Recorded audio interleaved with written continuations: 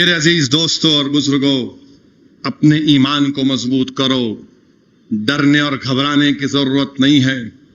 اب جو ابو جہل کا خاتمہ کا میں کہا تھا آپ سے، ہم نے اور آپ میں تھوڑے دن پہلے دیکھا کہ ٹرین میں ایک مسلمان کو کوئی مار رہے ہیں، قرآن کی تلاوت کر رہے تھے۔ دیکھا آپ نے ویڈیو وہ کہ ایک آدمی ہے جانور کی طرح، جانوری ہوگا، ایک صاحب ہے ان کو مار رہا ہے، منہ پہ تھپڑ مار رہا ہے۔ تو میں کہیں کسی عالم دین کی کتاب پڑھ رہا تھا، ابو جہل جو ہے اس زمانے میں مکہ میں دیکھا کہ ایک مجمع ہے، بہت بڑا مجمع ہے، اور ایک دبلا سا شخص ہے، اس کی بات کو لوگ سن رہے ہیں، بڑی غور سے سن رہے، تو ابو جہل خاموشی سے گیا بڑی چالاکی سے کہ کون ہے یہ دبلا شخص جو اس کی زبان میں اتنی متاثر کن کلام ہے کہ لوگ جب سن رہے ہیں تو ان کی آنکھ میں آنسو آ رہے ہیں۔ اور کیا دیکھتا ہے کہ عبداللہ ابن مسعود ہے اور قرآن کی وہ سورے کی آیات کی تلاوت کر رہے ہیں۔ ابو جہل لپکتا ہے، لوگوں کو ڈھکیلتا ہے، بولتا ہے کیا کر رہے تم کو، یہ چیز سن رہے ہیں ان سے۔ عبداللہ ابن مسعود کو ایک تھپڑ مارتا ہے تو عبداللہ ابن مسعود بھی اس کو پلٹا کر ایک وار کرتے ہیں اور ایسا مارتے ہیں گر جاتا۔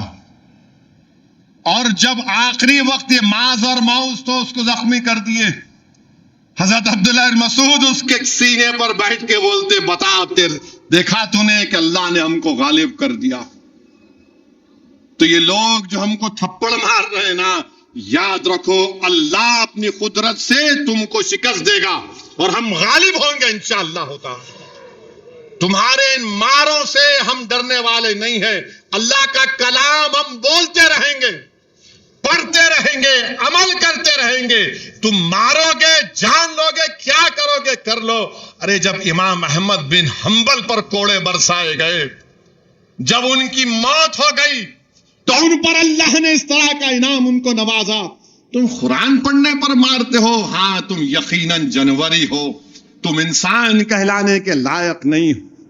ویڈیو بناتے ہیں ذلیل اور رسوا کرنے کے لیے، اللہ انشاءاللہ تعالی ان کو ذلیل اور رسوا کرے گا۔ میرے عزیز دوستوں اور بزرگوں، ہمت کو کم ہونے مت دو، اپنے حوصلوں کو بلند رکھو، ڈر اور خوف کو اپنے قریب آنے مت دو، اللہ سے امید ہمیشہ رکھو۔ یقیناً حالات خراب ہیں، میں اقرار کرتا ہوں، مگر اللہ قرآن میں فرما رہا وَاعْتَصِمُوا بِحَبْلِ اللَّهِ، اللہ فرما رہا ہے کہ میری رسی کو مضبوطی سے تھامے رکھو۔ اللہ قرآن میں فرما رہا لا تقنطوا من رحمت اللہ، میری رحمت سے مایوس مت ہو۔ اللہ فرما رہا ہے کہ میری رحمت سے مایوس مت ہو۔ سرزمین دکن کے مسلمانوں، سرزمین بھارت اور ہندوستان کے مسلمانوں، کبھی مایوس مت ہو۔ یہ وقت کے ابو جہل ختم ہونے کو اور ختم ہوں گے، یہ وقت کے یزید آئے ہیں ختم ہوں گے، یہ وقت کا فرعون ختم ہوگا، یہ وقت کا نمرود ختم ہوگا، یہ تمام شیطانی طاقتیں ختم ہوگی۔ ہماری زندگی میں نہیں، تمہارے آنے والے بچوں کی زندگی میں خوشیاں ہوں گے انشاءاللہ تعالی۔ میرے عزیز دوستوں اور بزرگوں، ہمت اور حوصلے کو بلند رکھو اور اپنے ایمان کو مضبوط کرو۔ اور ایمان کیسے مضبوط ہوتا ہے؟ سچائی کو اپناؤ، گناہوں سے پرہیز کرو، دین کو سیکھو علماء کرام کے پیروں کے پاس بیٹھ کر۔ کوئی ڈرنے کی ضرورت نہیں ہے۔ یہ جو ظلم ظالم کر رہے ہیں نا کہ رتنا گری کی مسجد میں حملہ کرتے ہیں اور حضرت پولیس بیٹھی ہوئی ہے، ویری گڈ، ہم بھی دیکھ رہے ہیں تماشا، یہ ہم بھی دیکھ رہے ہیں تماشا۔ یہ کوئی کہتا ہے کہ نہیں اگر تمہارے کو ڈر ہے تم نماز مت پڑھو، گھر میں بیٹھ جاؤ، تمہارے کو اگر ڈر ہے تو مت نکلو، گھر میں بیٹھ جاؤ۔ کوئی کہتا ہے کہ جس طرح مسجدوں کو کور سے کور کر دیے، تم اپنے سر کو کور کر لو، مت نکلو۔ کوئی کہتا ہے کہ دواخانہ اگر بن رہا تو مسلمانوں کے لیے علیحدہ اس میں حصہ کر دو۔ کوئی کہتا ہے بنگال میں کہ اگر ہم حکومت میں آ جائیں گے تو بنگال سے مسلمانوں کو نکال دیں گے۔ ارے میرے بھائی، وہ ڈرپوک تھے جو پاکستان کو بھاگ گئے. یہ جیالوں کی اولاد ہے, بھاگنے والوں کی اولاد نہیں ہے. ارے وہ ڈرپوک تھے, بھاگ گئے. ہمارے آبا و اجداد ایمان کی دولت سے مالا مال تھے. انہوں نے بھارت کو اپنا وطن مانا اور مانتے رہیں گے. تم یہاں بھیجا دو, وہاں چلے جاؤ. ارے کیا کوئی گلی سے نکل کے وہاں بات کر رہے, تم اپنا گھر چھوڑ کے دوسری گلی میں نہیں آتے, نہیں بولتے وہاں چلے جاؤ. عجیب احمقانہ گفتگو کر رہے ہیں, مگر یقیناً تکلیف ہوتی ہے. بھارت کے آئین میں عزت, وقار کسی بھی بھارت کے ناگرک کا ایک فنڈامنٹل رائٹ ہے. عزت اور وقار, ڈگنیٹی, وہ آج کہاں ہے بتائیے آپ؟ ہم سے چھینا جا رہا. یہ بتایا جا رہا ہے کہ تم دوسرے درجے کے شہری, ہم دوسرے درجے کے شہری کبھی نہیں بنیں گے.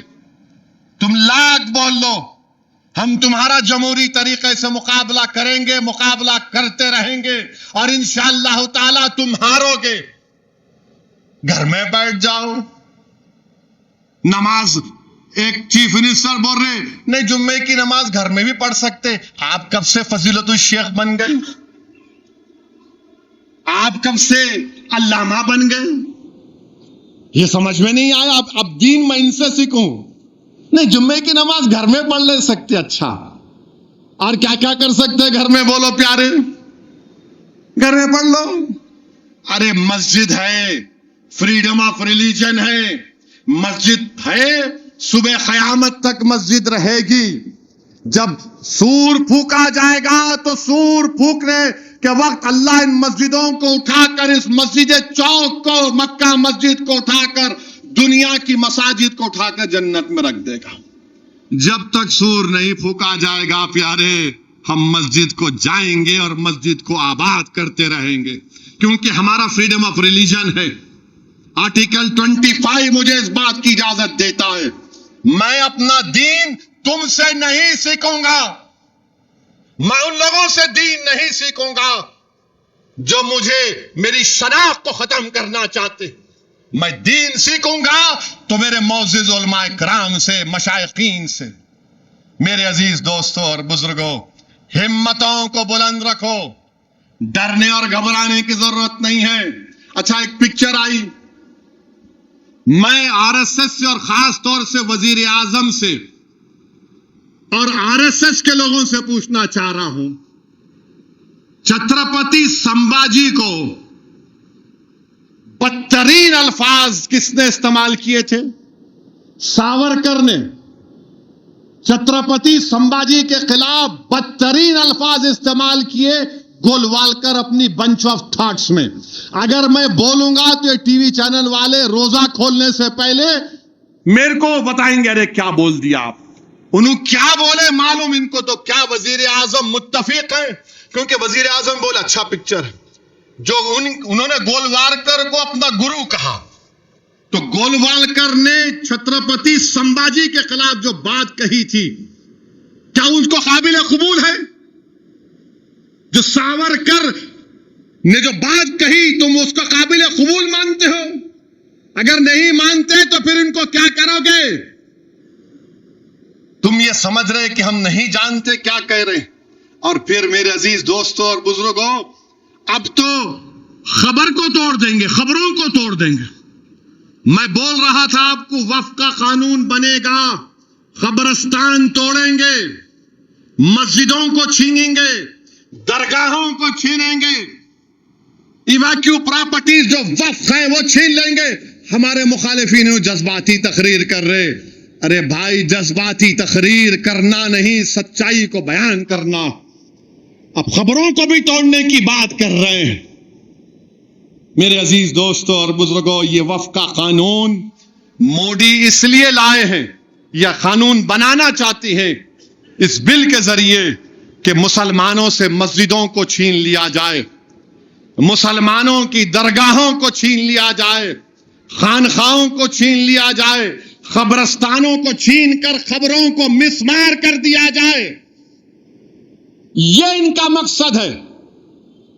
اس بل کو پڑھو آپ, اور اگر کوئی وقف کی پراپرٹی پر 22 سال سے قابض ہے تو اس کو مالک بنانے کا قانون بنانا چاہتے. جو جائیداد کو اللہ کے نام پہ ہم وقف کر دیے اس کو کہہ رہے ہیں کہ نہیں اب اس کا مالک کوئی اور ہوگا. ہر زاویے سے بھارت کے مسلمانوں کو ان کی مذہب سے دور کھینچنے کی کوشش کی جا رہی. یونیفارم سول کوڈ بھارت ایک گلدستہ ہے. اگر مودی یہ کہیں گے کہ نہیں گلاب کے پھول سے چمیلی کی خوشبو آنا، اگر مودی یہ کہیں گے کہ کانٹے سے موتیا کی خوشبو آنا تو کہاں سے آئے گی؟ گلاب کے پھول سے گلاب کی خوشبو آئے گی، چمیلی کے پھول سے چمیلی کی خوشبو آئے گی. یہ بھارت ہے، یہ پھولوں کا ایک گلدستہ ہے. مگر B J P R S S, کیونکہ آر ایس ایس کے 100 سال مکمل ہو رہے ہیں، وہ یہ چاہتے ہیں کہ ہماری مذہبی شناخت کو ختم کر کے رکھ دیا جائے. وقف ہمارے لیے ایک عبادت ہے، نماز کی طرح نہیں، مگر اللہ کے نام پہ جو ہمارے بزرگوں نے دیا، اپنی گاڑی کمائی سے دیا. حکومت نے نہیں دیا وقف پراپرٹی کو، ہمارے بزرگوں نے اس کو وقف کیا. آج مودی کہہ رہے ہیں اس کا مالک اللہ کو نہیں، اس کا مالک اللہ نہیں رہے گا. جھوٹ بولتے ہیں بی جے پی والے کہ نہیں وقف کے اچھا کرنے کے لیے کون سا ایک سیکشن ہے بتاؤ. تم غیر مسلم کو زیادہ ممبر بنا سکتے، سینٹرل وقف کونسل میں غیر مسلم کو بناؤ گے تو کیا تلنگانہ کے انڈومنٹ بورڈ میں کسی ہندو سے ہٹ کر کوئی ممبر بن سکتا؟ نہیں بن سکتا. کیا کاشی وشوناتھ میں کسی غیر ہندو کو ممبر بنائیں گے؟ نہیں بن سکتا. کیا آندھرا پردیش کے، اڑیسہ کے، تمل ناڈو کے ہمارے ہندو دھرم کے بھائیوں کے انڈومنٹ بورڈ میں کوئی ممبر بن سکتا؟ غیر ہندو نہیں بن سکتا. سکھ گردوارا کی کمیٹی میں کوئی ہندو ممبر بن سکتا؟ نہیں بن سکتا. تو پھر ہمارے وقف بورڈ میں غیر مسلم کو کیسے بنائیں گے؟ کیوں بنائیں گے؟ کیونکہ وقف کے قانون میں 5 سال ڈائریکٹ مینجمنٹ میں لے سکتے. تو یہ لوگ میر جعفر، میر صادق اور اپنے لوگوں کو ممبر بنا کر کل یہ بول دیں گے چوک کی مسجد مسجد نہیں ہے، یہ گورنمنٹ کی پراپرٹی ہے، ہم ڈائریکٹ مینجمنٹ لے لیں گے. کون روکے گا ان کو؟ پلیسز آف ورشپ ختم کر دو. 15 اگست 47 کو مسجد، خانقاہ، درگاہ، مندر، گرجا گھر، گردوارا جو تھا ہم نے قانون بنایا وہ وہی رہے گا. اب معلوم ہو گیا کہ ان کی نیت کیا ہے. قبرستان کو لینا ہے قبروں کو توڑ کر، درگاہوں کو لینا ہے قبر کو توڑ کر.